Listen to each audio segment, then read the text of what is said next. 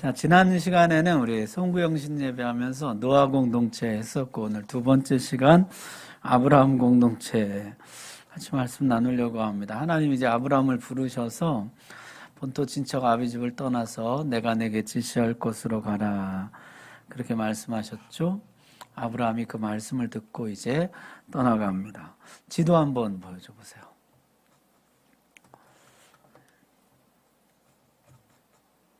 자, 여기가 이제 갈대아 우르죠. 우르에서 이제 하나님 부르셔서 하란에 왔다가 하란에서 세겜, 베델, 헤브론 이렇게 왔다가 애굽에 내려갔다가 이제 헤브론에 다시 올라오게 됩니다.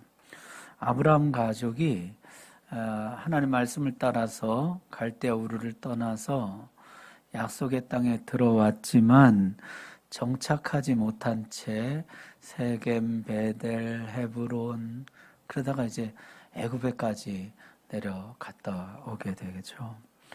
이 아브라함 공동체의 특징 중에 하나는 뭐냐면 미정착 공동체였다는 것이에요.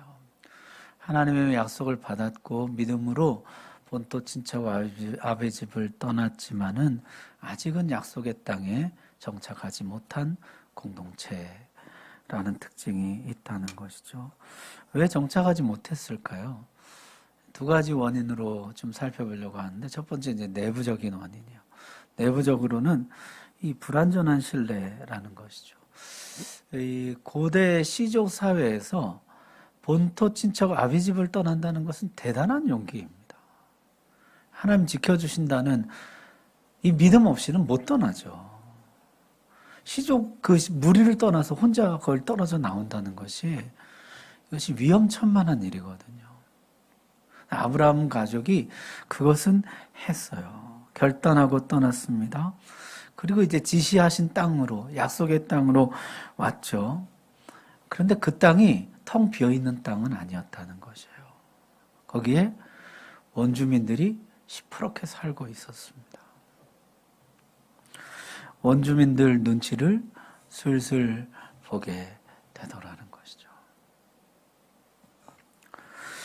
아직 이 아브라함 공동체가요, 믿음이 성숙한 공동체는 아닙니다. 원주민이 있건 말건 하나님 우리에게 주셨으니까 우린 무조건 이 땅에 산다. 아직 그렇지를 못하거든요. 기근이 오니까 죽더라도 우리 하나님 믿고 이 자리에 살자. 그렇게 하질 못하고 슬금슬금 밑으로 내려가요. 그러다 끝내 애굽으로까지 내려가죠. 애굽에 가서도 하나님이 지키신다. 사람이 나에게 어찌하랴. 그렇게 하질 못하고 내두입니다. 자구책을 나름대로 내는 것이죠. 아직은 미숙하고 불안정한 공동체입니다. 궤도를 이탈하기도 하고 함께 거짓말을 모의하기도 합니다.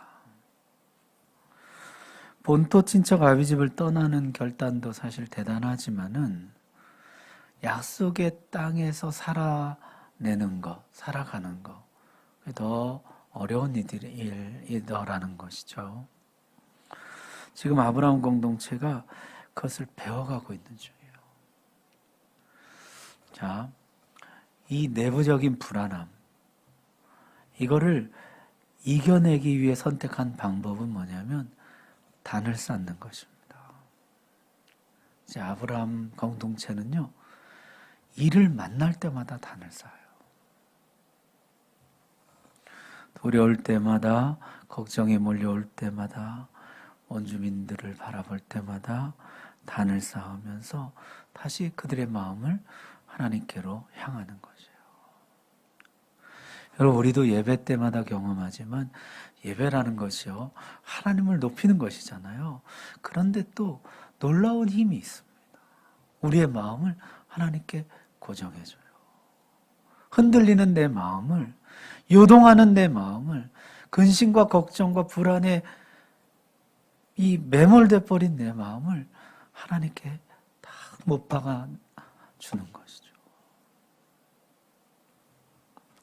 이게 이 불완전한 공동체가 자신 내부의 불안을 이기면서 약속의 땅에서 살아내었던 방식이었다는 거죠.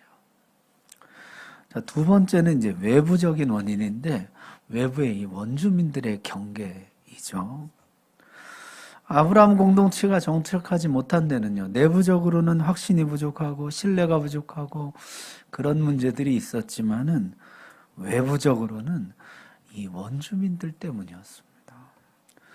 자, 이미 이 땅은 주인 없는 땅이 아니라 엄연히 주인이 있는 땅이에요. 주인 있는 땅을 얻으려면 어떻게 됩니까? 싸워서 빼앗든지 돈 주고 사든지예요. 나중에 하나님은 모세와 여호수아에겐 뭐라 그러셨죠? 가서 싸워서 빼앗아라 그렇게 말씀하셨어요. 그때는 가나안 족속들이 절대 악입니다. 심판의 대상이에요.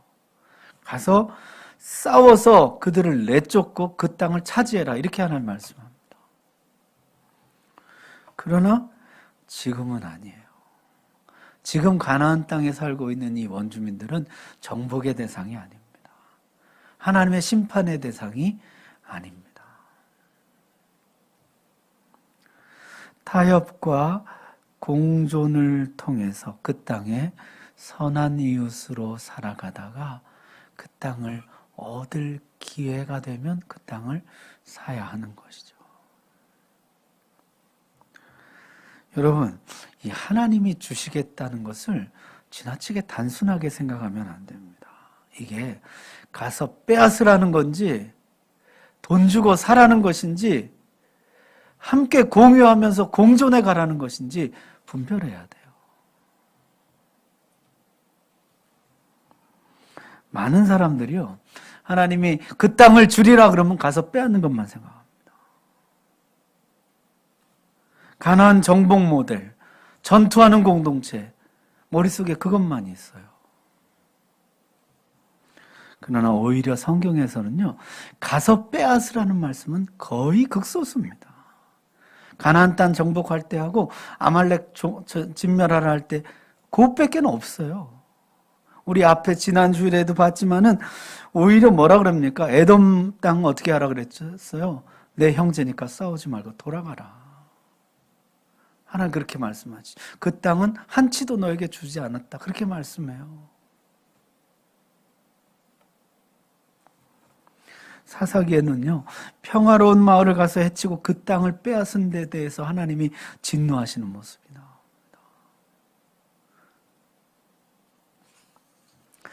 그런데 우리가 너무 쉽게 생각하는 것이에요. 하나님 주신다 이거를 가서 싸워 빼앗아라 이런 식으로 이해하는데 익숙하다는 것이죠. 예를 들어서 우리 청년이 이제 취직을 했어요. 취직을 하면서 그곳에 진짜 내가 하나님 나라를 세워야지 이러면 대부분 어떻게 생각하냐면은 이제 가나안 정복 모델을 그리는 것이에요. 전투하는 공동체의 그림을 그립니다. 저들의 가치관, 문화, 조직 문화 깡그리 다 무시하고 내 맘대로 하는 거, 그것을 성경적이라고 생각해요. 저들과 공존하면서 그들 속에서 하나님의 나라가 정착하도록 할 생각은 하지를 못하더라는 거죠. 저들은 다 적이에요.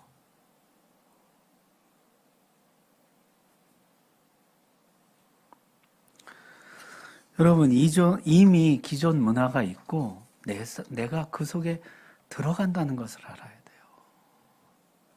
그리고 하나님이 그 땅을 나에게 주시겠다는 것이 내가 그 안에 들어가서 공유하고 공존해 가면서 그곳에 새로운 하나님의 나라를 세워가는 것을 의미할 수 있다는 것을 늘 염두에 둬야 돼요. 여러분, 우린 주변에 그런 이야기를 너무 많이 듣죠. 믿지 않는 가정에 시집온 잘 믿는다는 며느리, 기존의 시대 모든 문화를 다 무시합니다. 그들의 생각엔 이게 다 적이에요. 머릿속에 가나안 정복 모델 외에는 없어요.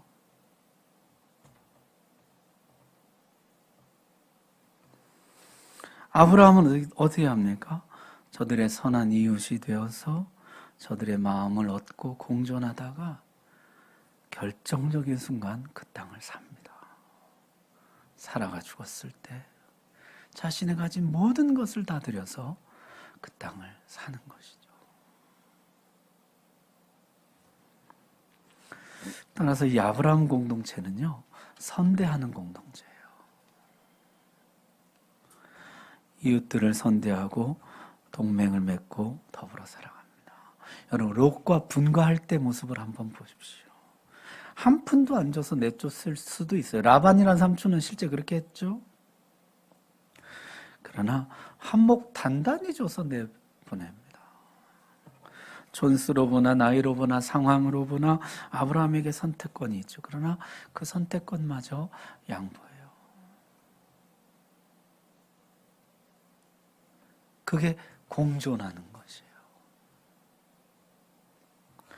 롯을 구출해 올 때도 어떻게 합니까? 전리품에 손대지 않습니다. 그 전리품을 다 원래 주인들에게 다 돌려줍니다.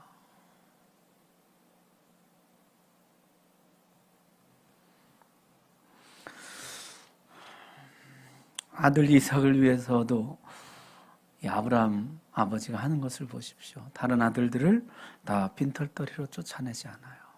어떻게 합니까? 넉넉히 줘서 이삭을 떠나 멀리 떠나 살아가도록. 타협과 공존이죠. 우물 문제가 발생했을 때 어떻게 합니까?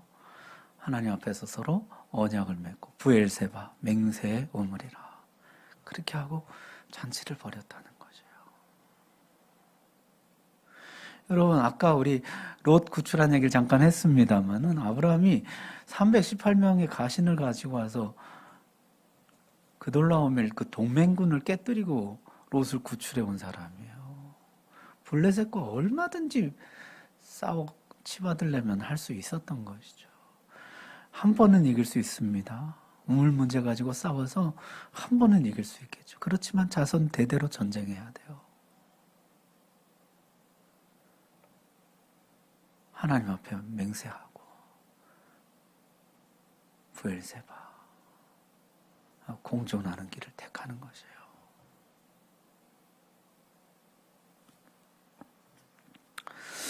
그럼 아브라함이 나그네 대접하는 모습을 한번 보십시오. 성경에도 그 모습을 칭찬하죠. 부지 중에 천사를 대접하였다. 아브라함 공동체는요, 선대하는 공동체였어요. 그것을 통해서 그들과 더불어 살아가는 것이죠. 여러분, 저는 교회에 대한 이해가 이래야 된다고 생각합니다. 우리는 아직 미정착 공동체예요. 그러다 보니까 내부적으로는요, 끊임없이 불안과 염려와 두려움이 일어납니다. 왜 그런 걸 가지고 걱정하느냐, 염려하느냐. 그래서는 안 돼요. 미정착 공동체의 특징이에요. 그 대신 우리는 힘을 합해서 단을 싸움으로 서로가 서로를 붙들어주고 격려해주고 그 마음을 하나님께 고정시켜 주어야 해요. 서로 그렇게 힘을 모아 가야 하는 것이 언제까지입니까? 완전히 정착할 때까지예요. 하나님의 나라가 이 땅에 완전히 정착할 때까지 우리는 미정착 공동체예요.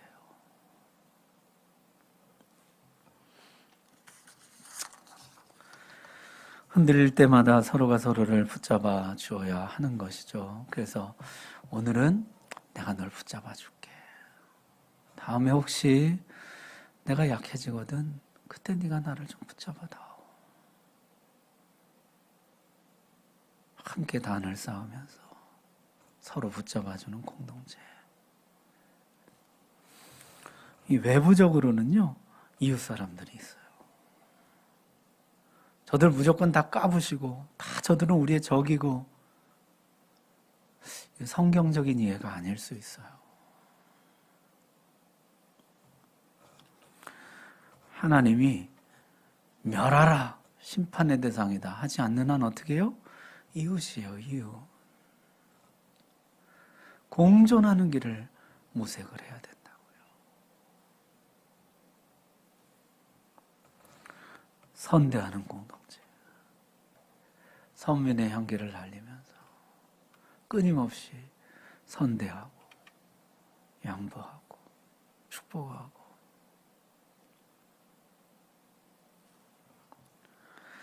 그러다 결정적인 순간 우리 모든 것을 다 바쳐서 헤브론 땅을 사야죠. 교두보를 마련하고 거점을 마련해야죠. 그렇게 하나님 나라를 세워가야 한다는 것이에요. 그게 아브라함 공동체가 우리에게 보여주고 있는 바입니다. 금년 새해가 이제 밝았는데요. 금년에 우리 새로운 지역으로 이전을 하게 돼요. 그곳에서 우리 교회는 아직 미정착 공동체입니다. 함께 단을 쌓아가면서 서로가 서로 격려하고 또 그 주변의 이웃들을 선대하면서 그들에게 그리스도의 향기를 날리고 정착할 때까지 하나님의 나라가 그곳에 뿌리 내릴 때까지